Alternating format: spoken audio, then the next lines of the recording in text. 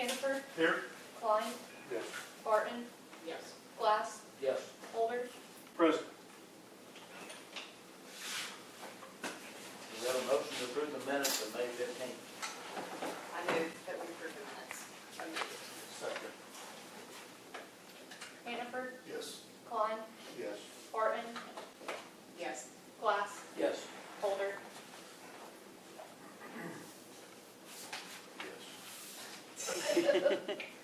Yes. Treasurer's report, Mr. Holder, please. So, after the wash of many payments, we have $162,022.26 presently. No outstanding bills, with the exception of the Crossland bill that just came yesterday. There's a motion to approve the treasurer's report. So moved. Second. Hannaford, Yes. Klein, Yes. Barton, Yes. Glass, Yes. Holder. Yes.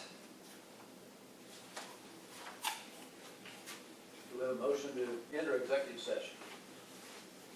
Make a motion to enter into executive session pursuant to Title 25, Section 307B3. Second. Go ahead. Hannaford, Yes. Klein, Yes. Barton, Yes. Glass, Yes. Holder. Yes.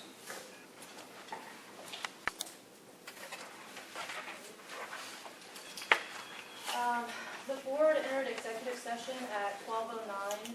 All board members were present excluding Eric Slater and Mike Hood. And Marion Martin was asked to remain. Executive session ended at 12:30. Thank you. Any discussion, possible action regarding matters discussed in executive session? There was no action taken. Number 9, acknowledgement of grant applications submitted to Charles Morton Sheriff Trust in the amount of $200,000 for operations and the amount of $700,000 for bond interest payment.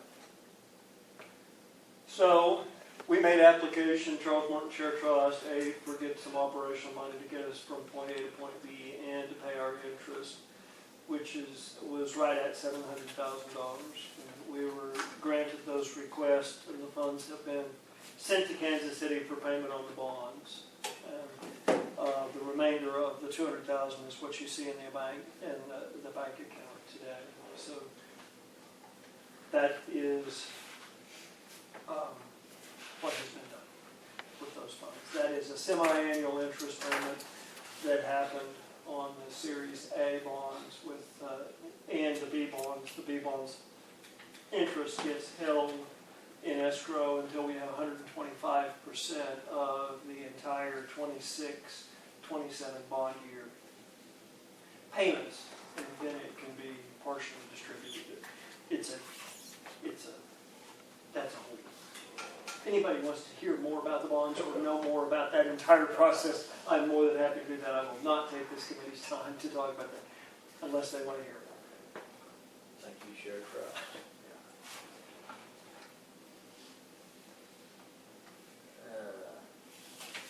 Subcommittee updates, discussions. What do we need to talk about the memorandum? Or do we? On which one? Well, this, Oh, yeah. So, what do we need to talk about that? well, we can bring that up. So, Marianne, you may have to help me with this. We need to. It would be new business, and I'm not sure. Can we put that in? Use as new business? Do we have to wait on a meeting to have it on an agenda? It has before to be something you couldn't foresee. We couldn't foresee this. So, But there is action regarding subcommittee reports and discussions, so you can fit it under that. okay. Mr. Chairman, with your pleasure, I think we will use that under management and operations, section 10B. And we will talk about the agreement that's been presented to us from the city of Alva. A very very gracious offer to us to loan us a trash truck, some poly carts, provide sewer and water privileges for the arena, and to charge us 10% over their cost for the sanitation or the waste management services that we have for the dumpsters. And the trash truck alone will help us immensely in moving refuge from this site to the transfer station. We'll still have to pay for that at 10% over what the city has, but that's going to save us an enormous amount of money from waste management. So it's very gracious of. The only other thing that's in the agreement, you all have had it to be able to look through and read, is that they, for that, will also be able to use the event center twice a year. Those events will be scheduled well enough in advance that we can put them on the calendar, and it is a work together. So our Salt Fork Event Center team will have to work hard at visiting with the city fathers and figuring out where that is. I don't know what those events are, so we have to visit with Kelly and his team in the city hall. I'd like to make the motion that we agree to that agreement between the city. Second. Hannaford, Yes. Klein, Yes. Barton, Yes. Glass, Yes. Holder. Yes.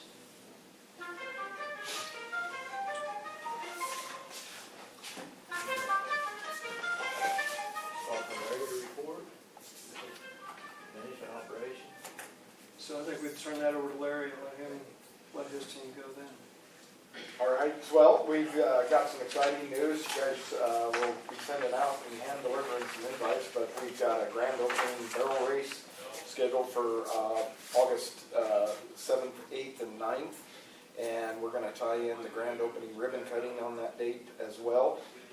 So we're planning some, I'm not going to share too much of that because we want it to be kind of a surprise. And so we did send out a little email last week, just so you guys can save the date. But if you want to speak during that time, or if we see that we would like some filler inners, we might ask you please respond to that so we can fit you into that. And so with that, and then of course, in advance of that, we want to kind of gussy up the area, so we're working on the weeds. That's been a kind of an ongoing process, but we'll get it tidied up around here and looking sharp, and then hopefully we have all of our ducks in a row then, that we can stay on top of that and get the place looking nice year round. So with that, I know it's been exciting. We have been getting some events, and that seems to be getting smoother as far as people coming in. We kind of got over the hurdle of people not thinking that we were going to be too expensive to even afford, which is crazy because we didn't talk to anybody. But now we're starting to kind of read those deals. So I'll turn that over to Jalen, and then Amy can kind of share what she's been working on. So I've got to meet with a lot of people in the last month, and it's been really exciting. So just this week alone, we have a private meeting and luncheon. And then they'll be using this conference room and the lobby area and the concessions. So they'll have a caterer come in that will serve out of the concession area.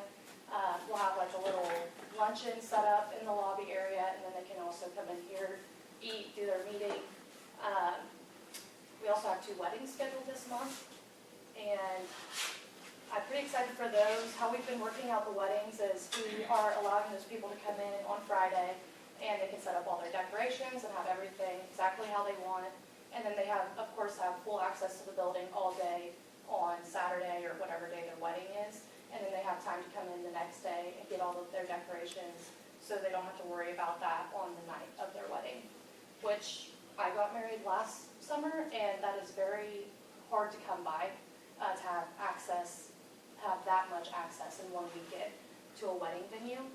Our August events, right now, it looks like we are going to be hosting a private Q&A event with a catered dinner, which that would be a weekday. And then we, of course, have our grand opening barrel race, which will include the ribbon cutting ceremony. And that one I've gotten a lot of exciting feedback on that event. I've been hearing girls from southeastern Colorado wanting information on it, some of the Panhandle, Texas girls. So I'm really hoping that will draw some out-of-state barrel racers down here. And with barrel racers, a lot of them bring their families. They're going to need a place to stay. They're going to go out to eat. They're going to shop. So I'm really excited to see all of them here. Those entries are open, and I haven't got a count yet on all the entries. Those entries will stay open until the day of the event. So I want to get closer to the actual event, so hopefully I can give you guys a really So, big number. is that something we're putting on, or somebody else putting on there? You don't So, I'm glad you asked that because it kind of worked out in a really neat way. So there is a production company in Elk City, and they own their own personal arena, but it's smaller. It's a private place. But they've been putting on races for, I don't know, probably about 3 years now. And I've gone to them, and they do a great job. And they started kind of branching out. So they started a Way Out West tour. So they were going to Woodward, just like booking arenas in the Northwest area. And so they reached out to me, and they were interested in putting one on, but they wanted to do a big one. Like they hadn't put on a big race yet. So they came out here, and we gave them a tour. And they were just really easy to work with, great people, and they were very knowledgeable. So, like her husband, which unfortunately I can't remember his first name, but their last name's Wilhelm, he said that he can come out and help us put up the barrel lasers. They are just kind of ready to get their hands dirty and come in here and help us. So we kind of worked out a partnership deal with them. They came in here with kind of a vision of how they wanted their race to be ran. They're bringing a full staff to run the barrel race themselves. They'll have office help, they'll have their secretary here, they'll have barrel setters, and then we are going to be managing the rest of the facility, obviously, and the ribbon cutting, and the stall barn, and the RV park. They have a great ground crew, because the one problem I was running into when I was talking to these barrel racing producers were they were worried about putting the first race on here, because they were like, well, if we come here, nobody's ran here before, and the ground's bad, it makes us look bad, it's going to make you guys look bad. And I'm not worried about the dirt here at all. But we finally just got those producers to come here and actually look at the dirt, and they were like, yeah, this dirt's great. They're not worried about it, but they have so much experience on going to arenas that might not have the best dirt and working it and making it right. And they have that reputation already. So that was kind of another reason where I thought, this will be such a good partnership for our name as well. It's somebody that we can rely on a little bit to help us get that introductory race. They had some really cool ideas. So the 6th, that's a Thursday, they're going to be coming out here, and we're going to do free open ride. So anybody can come in and ride, and if they post on Facebook or social media and tag us, the Salt Fork Event Center, and WR Productions, they'll be entered in a free drawing for a free entry. So kind of the idea behind that is get the hype out, let people know that there's an event and that the ground's good, we're out here riding in it. Friday, we'll have a ribbon cutting at noon, and then the race will start at 7:30 with exhibition slots starting at 4 p.m. So that will be like an introductory warm-up race. And then Saturday and Sunday, it will be 2 go-rounds of a beginner youth race, an advanced youth race, and an open race. And we have gotten average awards, so we have average buckles, which have been sponsored by small business owners in the community. Well, there's also some bigger partnerships, like Share Medical sponsored one. And they sponsored these buckles, their logos will be on it. And I'm hoping Sunday, I've invited them all to come out and present the buckles to the winners. Also with the money and sponsorships that I've gotten for these awards, we've done, and I can show you the ones that have come in so far. We've gotten leather halters with gold nameplates on them that says SFBC Grand Opening Reserve Champion, so that will be for the Reserve Average Champions. And then we have some other little fun awards too. But I'm hoping with the added money that WR Productions has gotten together and the average awards, good ground, we're going to have the ribbon cutting, so we'll have some family-friendly events going on, just activities. We do have somewhat of a trade show put together. I'm still working on that. My goal is to have 20 vendors, and I've gotten 20 yeses, but it's also kind of just trying to stay in contact and make sure they are coming. So we'll have a small vendor show going, and so I'm just hoping that with all of that going on, we can draw not only community members out here, but like I said, girls from out of state and their families. So that was a lot. So you run barrels, so Yeah. the horses have to exit the arena? I mean, how's that gonna, So we actually were talking about this morning. So I have been concerned about the flow of traffic for the horses, especially because some of these, we're going to have, little kids like youth riders, and then we'll have some open riders who are probably on stud horses, which can be an issue. So what we're thinking, I actually have a really bad little diagram drawn up from our meeting this morning. But so basically, how we'll set it up, this one just doesn't even make sense. So to the north end, or to the north side of the arena, where we have the garage doors that open up. So they'll warm up in the warm-up arena, and they'll come through the garage doors. And so the flow of traffic will be, as soon as you come through, you can walk down, and you can go through a gate to get into holding pens. Holding pens, they typically let the next 10 girls get in there and get ready for their run and check in. This just ensures that everybody's accounted for, and they can keep the race moving quickly and efficiently. So then when they run out, so we'll have an alleyway with these holding pins set up somewhat in the arena. And so they'll run out of an alleyway that's already somewhat in the arena. So then when they run out, they'll actually run all the way out to the garage door. That will be shut. We're going to get a sign that is kind of different colors so people see it. so they start the race on the east side or west side? It will be on the west side. Okay. So Yeah. They go back out that way? They'll go that way. And then so when they go down the alleyway, they'll have to exit to the north. That will be the exit gate. And then there will be another opening where the flow of traffic can go the opposite direction, but they can stay separate.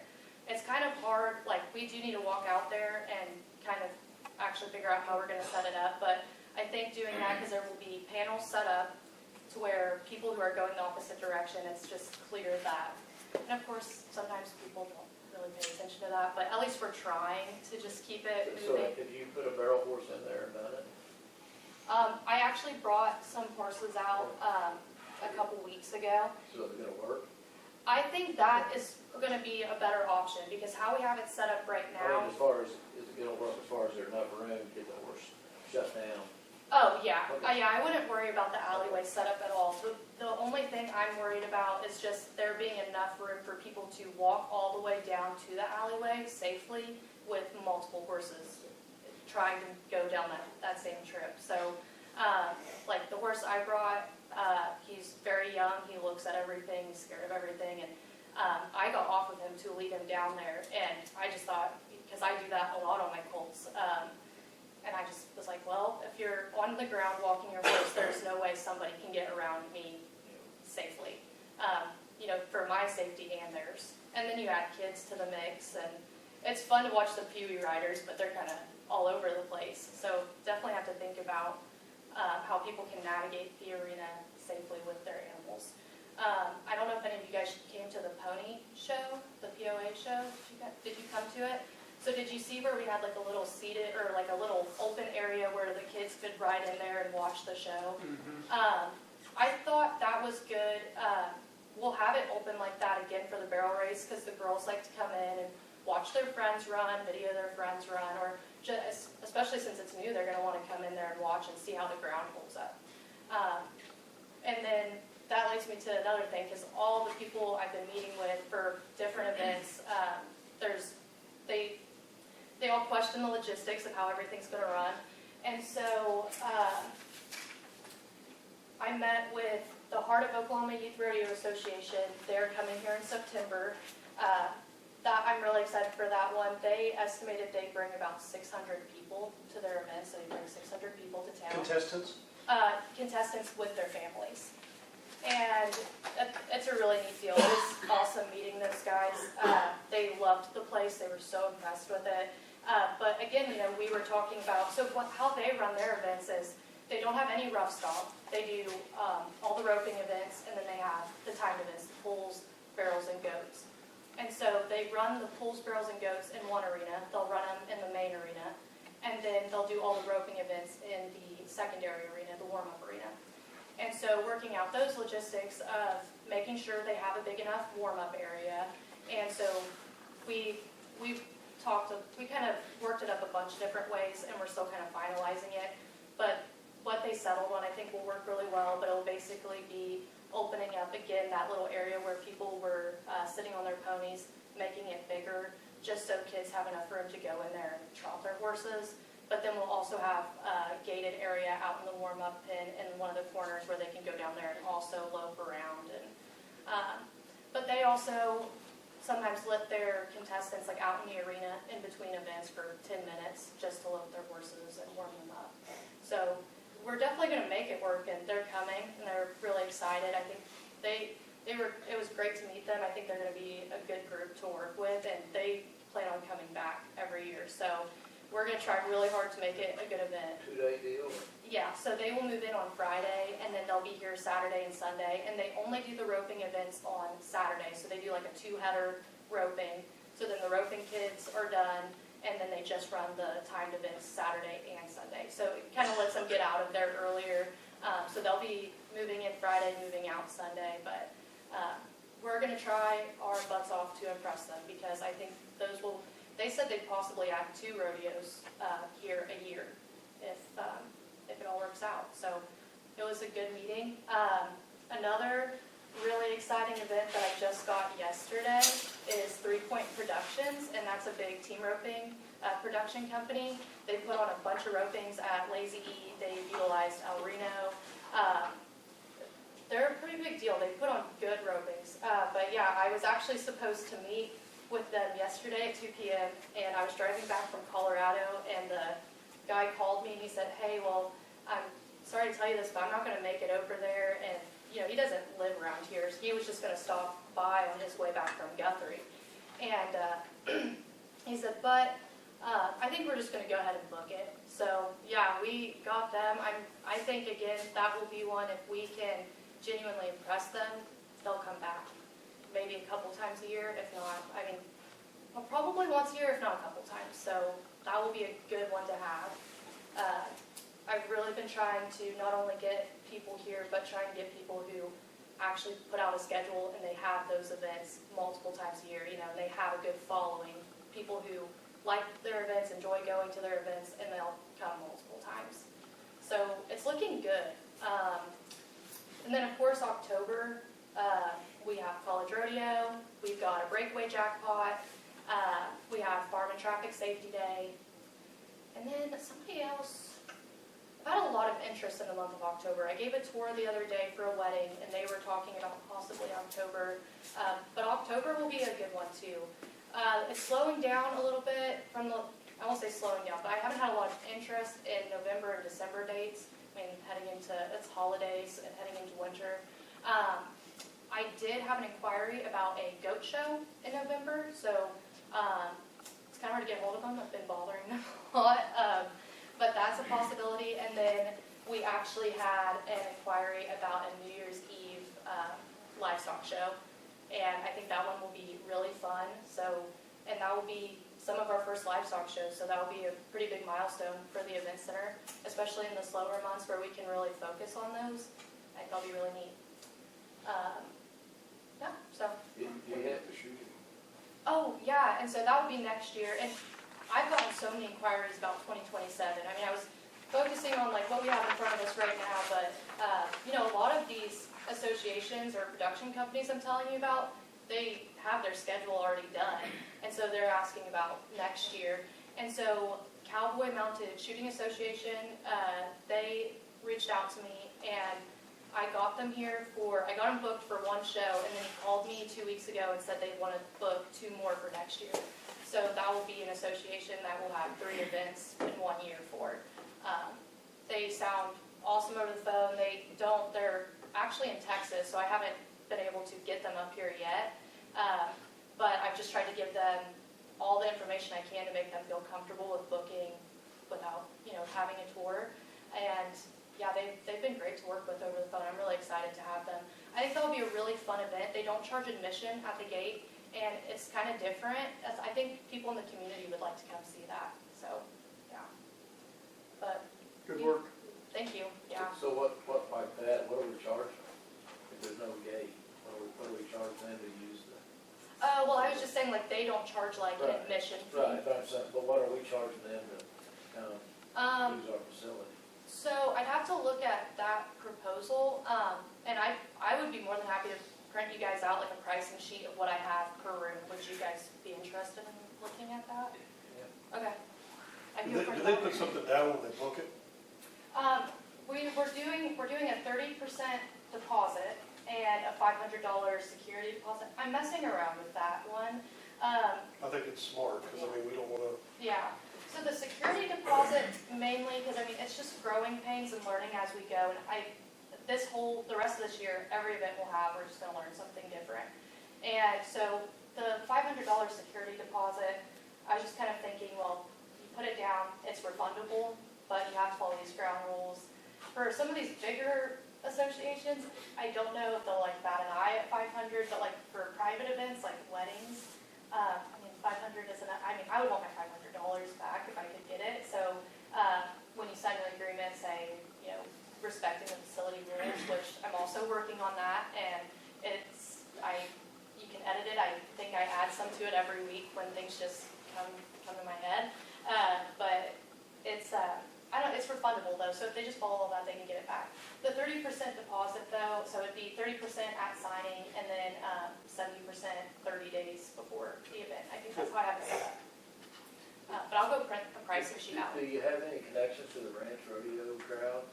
I have connections to the Youth Ranch Rodeo Association, and I talked to them when I first started working, and everything was just, it was a learning curve, and I didn't have all the information I have now, so I should reach back out to them now that we have some more things prepared. It's just a little more put together and organized. I've been finding out that when people reach out to me, it's just so much easier to get on a call and email them everything all at once in clear documents that are easy to read and easy to understand. Where I think at first it was a lot of, I don't know the answer to that, so let me get it. But once you get past that first conversation, if you don't have all the information they needed, it's hard to keep them interested. So it's getting easier. It is, for sure. Even like with the pricing we've worked out, at the original pricing we were trying to work with a lot of pushback, and the last couple people I booked, they don't really bat an eye at it. And I still think it's a very fair amount. So, Good. yeah, I think it's getting a lot easier to sit down and have meetings with people. It kind of was, in the beginning, nerve-wracking. Like, you'd give them a tour and they liked the place, and you'd get to sit down and talk about the numbers and the rules and how everything works. And it was just new information to me too, but so delivering something that's new, and I'm not sure this is the right answer, if this is the right answer, but now I think I can communicate it a lot easier, and it keeps the conversation moving and can actually get to the booking part of it pretty efficiently. So. Any other questions of Jalen? No? You can get that after the meeting if you want to. You don't have to get it now. Okay. So we have created a professional, elegant Western logo, and it is a raptor with a professional Western font, very, very simple. Use the tagline that was presented to us by the winner of the contest, Built for Gathering, and so we have created it. I should have printed something, but this is going to be the front of our invitation. You're all going to receive one. But it's just very, very simple. It'll be easy for us to build and expand on and take us into the future for sure. And so we're really excited about that. The website is being worked on and should be ready to roll. It's going to be the biggest tool and opportunity for us to grow and to get out there. The little bit of optimization that we have had on the web and sharing with our social media, which I have to tell you, one of our videos saw like 50,000 views in the first 20 to 48 hours. And so we're going to have a huge opportunity. And it showed the little bit of promotion that we've had out there has leaps and bounds, really thrown us out there. We have been able to see through the SEO searches that our prime search area is from Texas and Oklahoma. And so we're going to have a huge opportunity to draw those people up here, to come up here to Alva and to book the facility. Just from that alone, also, the most used global wedding app and website reached out to us and asked for a meeting, and we met with them last week, and they want us marked on their thing. So you search where you want to have your weddings and what amenities there are, and every single person, which I'm assuming you used it, but every single person that I know of course my daughter got married this last year too, everyone's using it, and they've purchased the second leading one too, so they have kind of cornered the market. And so we will be on their website when we kind of lock in with them, and people will put their packaging and stuff together. So just that little itty bitty tiny bit of stuff that we put out there has already drawn us to global, corporate businesses. So we're really excited about that, and the next couple of months we'll be on that. Everything that we do, we funnel to Jalen. So everything that anyone pops on social media, Facebook, phone calls, or anything, we're funneling them to her, and she's immediately locking in with them. So that's been really cool. We're focusing on the ribbon cutting, the grand opening, the barrel race, and the college rodeo, and obviously all the marketing materials. Finally, being able to start designing and printing and getting all that out there. But the website is going to be an enormous tool for us. So.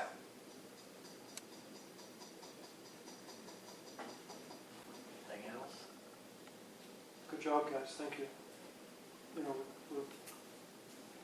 We're in uncharted territory, and we're creating new territory every single day, and so you got to be nimble on your feet and wide open. Jalen put it very well. What you've done and learned in the last several months has been enormous, and that's true. Only because we obviously don't know what we don't know until we open the door and figure out what's behind it. So, thank you for your hard work. I have nothing else. Ready to adjourn? Ready, I'll make a motion that we adjourn. Second. Hanford, Yes. Klein, Yes. Martin, Glass,